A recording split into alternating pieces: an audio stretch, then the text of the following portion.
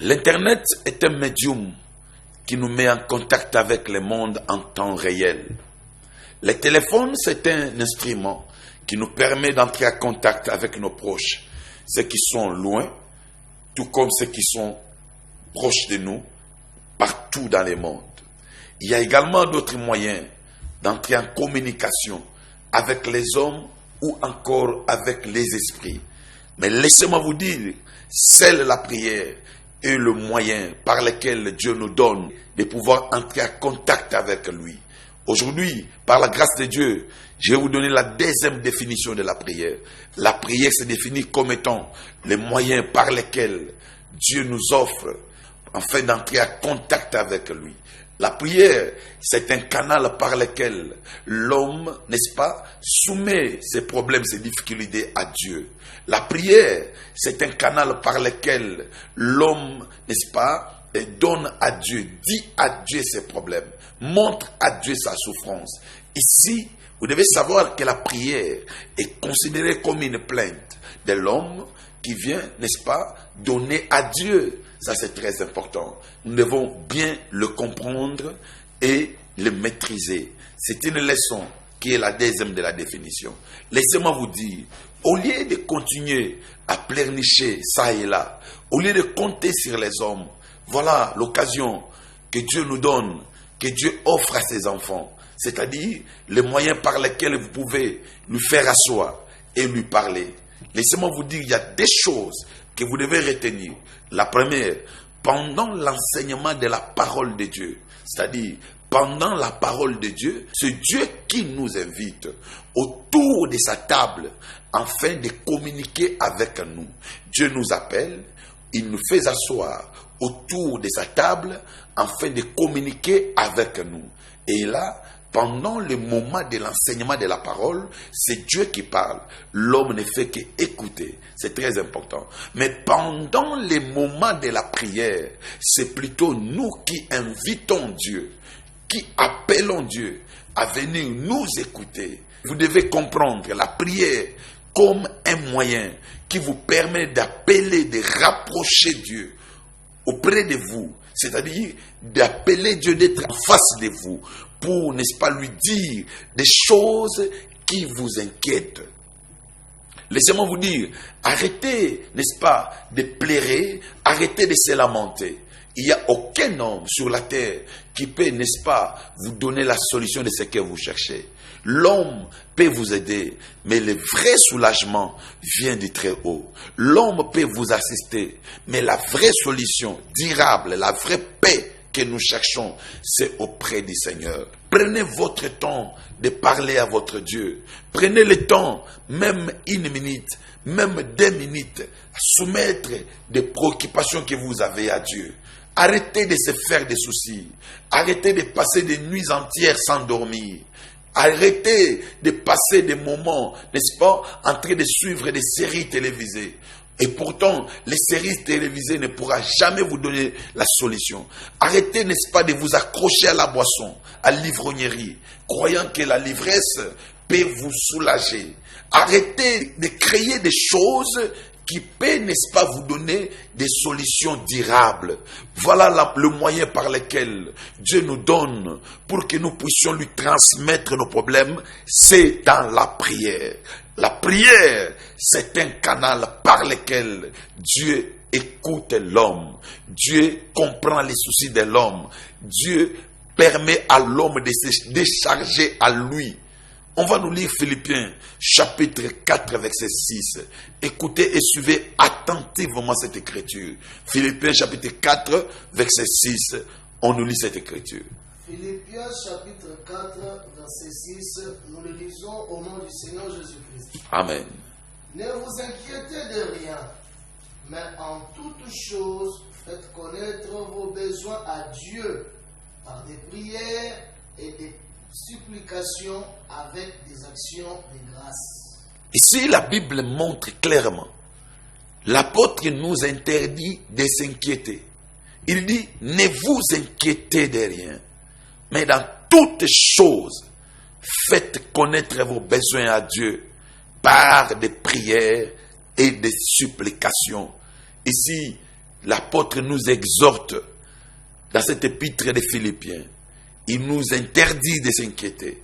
Il nous demande, il nous montre les moyens par lesquels nous pouvons parvenir ou faire parvenir à Dieu nos problèmes. C'est dans la prière. La prière, ce n'est pas seulement un dialogue, mais c'est aussi un moyen par lequel l'on transmet à Dieu nos problèmes, nos difficultés. On n'a pas besoin de passer par un homme pour parler à Dieu. On n'a pas besoin de passer par une femme pour parler à Dieu. On n'a pas besoin de téléphone. On n'a pas besoin de l'internet. On n'a pas besoin de vaisseaux pour nous mettre en liaison avec Dieu. On a seulement besoin de la prière. Ça, c'est très important. Dans cette dimension de communiquer avec Dieu, l'intermédiaire n'existe pas. On n'a pas besoin de demander à une vierge d'intercéder pour nous. Non, mon frère. Non, mes frères et sœurs. On n'a pas besoin de demander à Marie d'intercéder pour nous. Non. Dieu nous donne la liberté, c'est-à-dire de se communiquer avec lui. Peu importe le moment, peu importe le temps, dans n'importe où. Il a dit, ne vous inquiétez de rien, mais faites connaître à Dieu vos problèmes.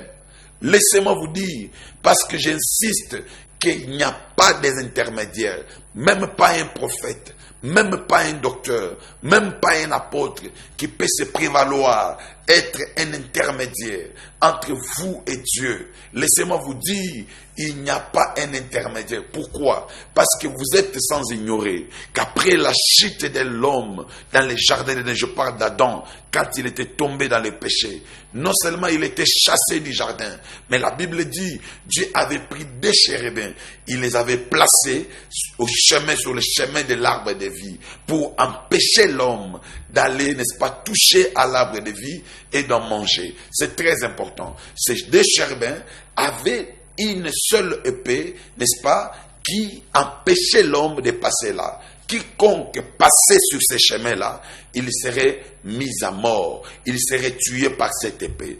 En quelque sorte, l'épée-là attendait le sang. L'épée-là réclamait le sang. L'épée que le chérubin avait dans leurs mains pour empêcher à quiconque, n'est-ce pas, de toucher l'arbre de vie. Cette épée réclamait le sang de l'homme ou le sang humain.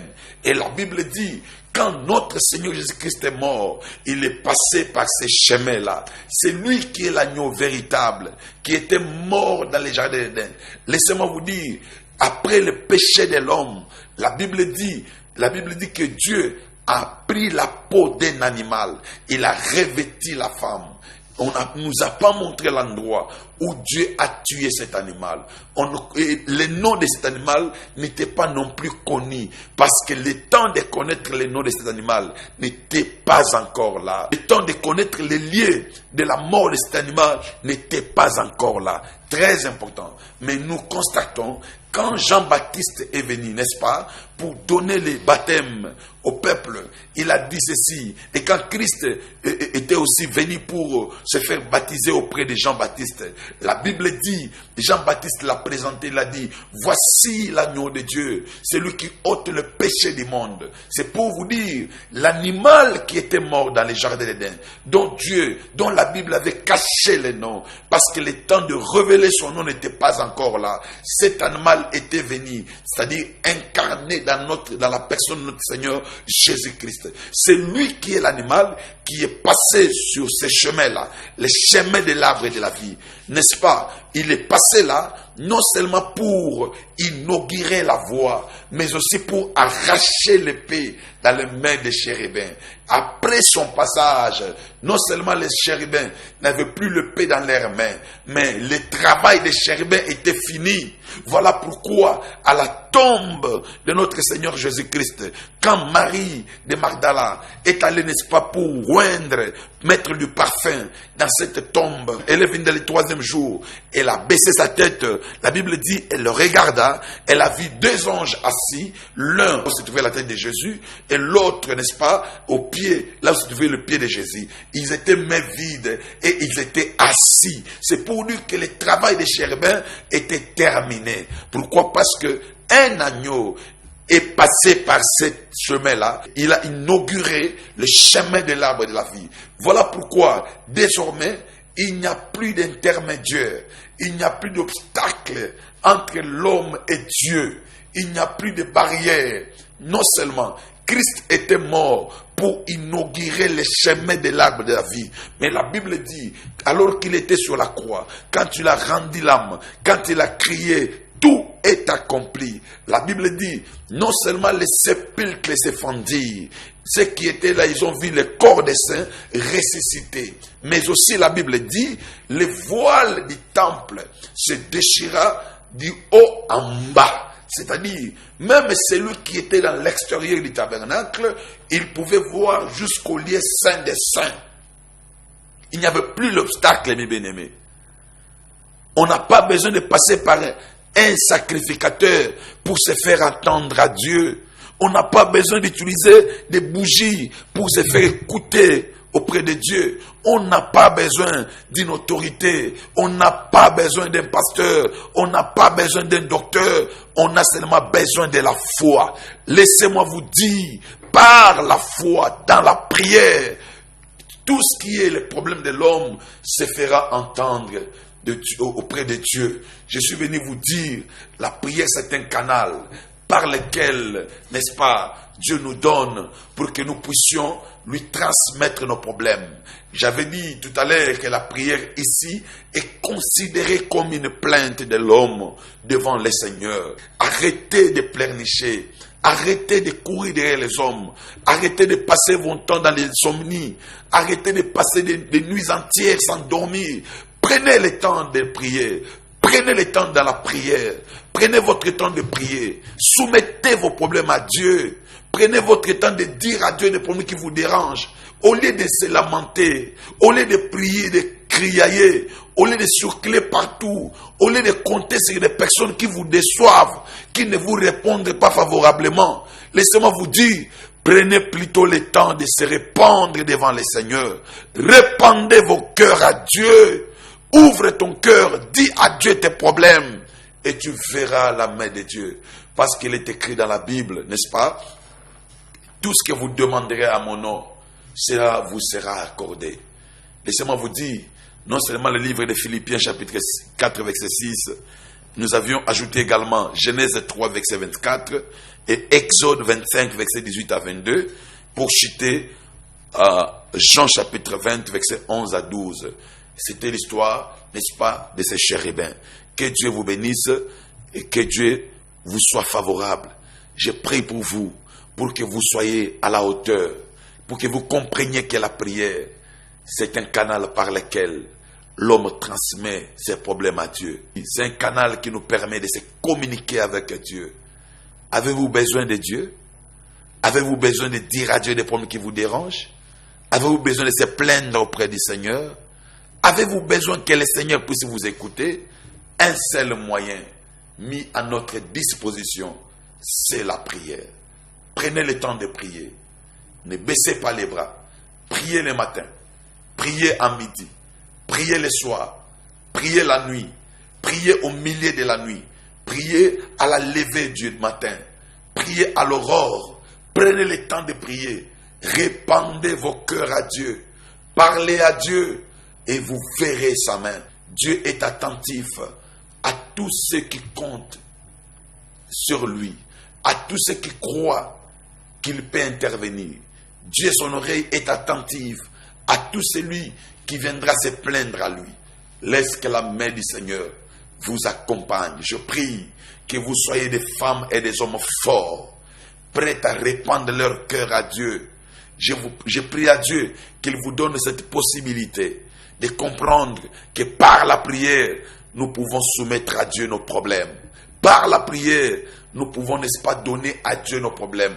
C'est la deuxième définition parmi les 6 autres définitions que Dieu nous a données. Que Dieu vous bénisse. Merci.